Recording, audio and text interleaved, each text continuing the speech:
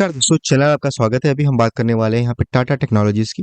Tata technologies का यहाँ पे अभी क्वार्टर रिजल्ट आ चुका है। क्वार्टर वन FY 2027 का पहले क्वार्टर का रिजल्ट आ चुका है। तो इसके रिजल्ट को देखेंगे हम और इसके चार्ट पे भी स्टडी करेंगे कि रिजल्ट के बाद क्या रिएक्शन रहा है और हमको इसमें आगे क्या पोजीशन लेनी चाहिए। अगर ऊपर के लेवल्स में आप फंसे हुए हैं तो वीडियो को जरूर पूरा देखिएगा, तो आपको मैं यहाँ पे चार्ट पे भी पूरा चार्ट पैटर्न समझ हम लेंगे कि इसमें क्या अभी हमको आगे करना है। पहले बात करते हैं रेवेन्यू फ्रॉम ऑपरेशंस की। ये जो यहाँ पे कॉलम दिया हुआ है ये जून का दिया हुआ है और ये मार्च का है। और यहाँ पे जो हमको ये देखने को मिल रहा है पिछले साल का जो जून क्वार्टर है उससे कंपैरिजन करने के लिए ये दिया हुआ है। तो अभी हम देखते हैं रेवेन्यू फ्रॉम ऑपरेशन की बात करते हैं। यहाँ पे रेवेन्यू फ्रॉम ऑपरेशन अभी जो रहा है 1664 रहा है, जो पिछली बार 1572 करोड़ था और एक साल पहले 1244 था। तो यहाँ पे ज्यादा हमको कुछ इंक्रीमेंट देखने को नहीं मिला है। यहाँ पे अदर इनकम भी 36 करोड़ बढ़ी है, जो पहले सिर्फ 30 थी। तो यहाँ पे हम ये 6 करोड़ और कम कर देते हैं यहाँ पे, तो हमको पता चल जाए इतना ये देखने को मिल रहा है। टोटल की बात करते हैं 1701 करोड़ है यहाँ पे और 1603 मतलब इंप्रूवमेंट हुआ है। ज्यादा इंप्रूवमेंट हम यहाँ पे हमको देखने को नहीं मिल रहा है। ये एकदम स्लाइटली 2-3% का यहाँ पे हमको देखने को मिल रहा है। एक्सपेंसेस की बात करते हैं, कंपनी ने कहाँ कहाँ एक्सपेंसेस किए हैं।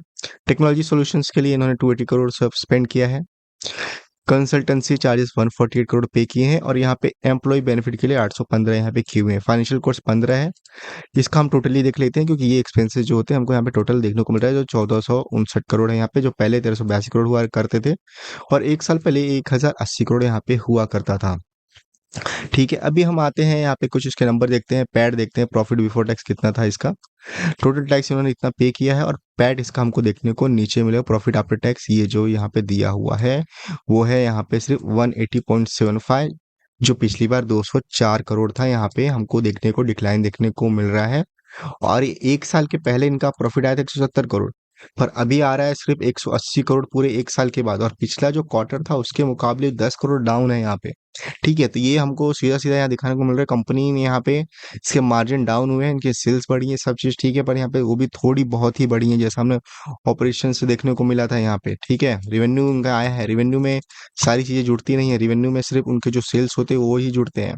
ठीक है, तो ये पूरा यहाँ पे डिडक्शन करने के बाद ये कंपनी ओवरऑल लॉस में ही इन्होंने लॉस पोस्ट किया है। यहाँ पे 180.75 करोड़ का प्रॉफिट है। ये इसको लॉस ही समझेंगे। पिछली बार 204 करोड़ था, इस बार 180।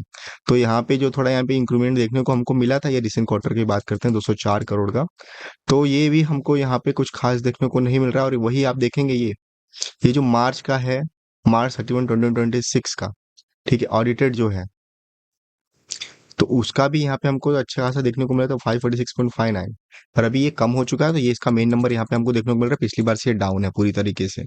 ठीक है, तो अर्निंग पर शेयर की बात भी कर लेते हैं। यहाँ पे बेसिक या अर्निंग पर शेयर देखेंगे, ये भी डाउन हो चुका है, मतलब अर्निंग पर शेयर भी डाउन हो चुका है, मतलब यहाँ पे वैल्यू थोड़ी और नीचे चली गई है। सेगमेंट की बात कर लेते हैं, कहाँ कहाँ से इनको रेवेन्यू आया है। सर्विसेज जो प्रोवाइड करते हैं 1296 करोड़ आया है। टेक्नोलॉजी सॉल्यूशन से इनको 367 करोड़ आया है। यहाँ पे भी कुछ ज़्यादा इंप्रूवमेंट हमको देखने को नहीं मिल रहा है। पिछली बार के मुकाबले देखेंगे बहुत कम ही यहाँ पे हुआ है। सर्विसेज आईटी सर्विसेज जो दे रहे हैं, यहाँ पे भी हमको कुछ ज़्यादा इंप्रूव नहीं हुआ है। और यहाँ पे पैड भी फिर भी देखेंगे 251.7, पिछली बार जो 283.3 था। तो यहाँ पे हमको क्लियर देखने को मिल रहा है कि यहाँ पे रेवेन्यू बढ़ा है, सारी चीजें बढ़ी हैं, पर इसका जो पैट है वो डाउन हो चुका है। हमको क्लियर ये देखने को मिलेगा। यहाँ पे देखेंगे सेल्स बढ़ी है, एबिटा ही बढ़ा है, नेट प्रॉफिट इनका ये ईयर ऑन ईयर का डेटा है ये। ठीक है, ये ईयर ऑन ईयर का है। इसको हम अगर क्वार्टरली बेसिस पे देखेंगे तो प्रॉफिट हमको डाउन देखने को मिल रहा है यहाँ पे। चलिए इसके चार्ट को भी स्टडी कर लेते हैं। चार्ट भी यहाँ पे स्टडी करके देख लेते हैं, चार्ट में भी कल चल के आ रहा है। देखिए, रिजल्ट आने के बाद स्टॉक की बात करते हैं, तो स्टॉक आज 2% डाउन था, ज़्यादा डाउन नहीं था। ये एक अच्छी न्यूज़ है कि स्टॉक में यहाँ पे हमको कुछ ज़्यादा सेलिंग देखने को नहीं मिली है, तो एक पॉजिटिव न्यूज़ हमको यहाँ पे है ये। ठीक है, ये जो एक्सपेक्टेड था, एक्सपेक्टेड से भी इसकी बेकारी आए हैं। तो अभी बात करते हैं चार्ट पैटर्न में। तो चार्ट पैटर्न हमको क्या देखने को मिल रहा है कि वीकली बेसिस पे लगाता हूँ मैं, तो थोड़ा आपको अच्छा व्यू देखने को मिलेगा यहाँ से। तो वीकली बेसिस पे हमको क्लियर यहाँ पे देखने को मिल रहा है। यहाँ पे जो रेजिस्टेंस है इसका टाटा टेक्नोलॉजीज का, वहां पे स्टॉक पहुंच गया है।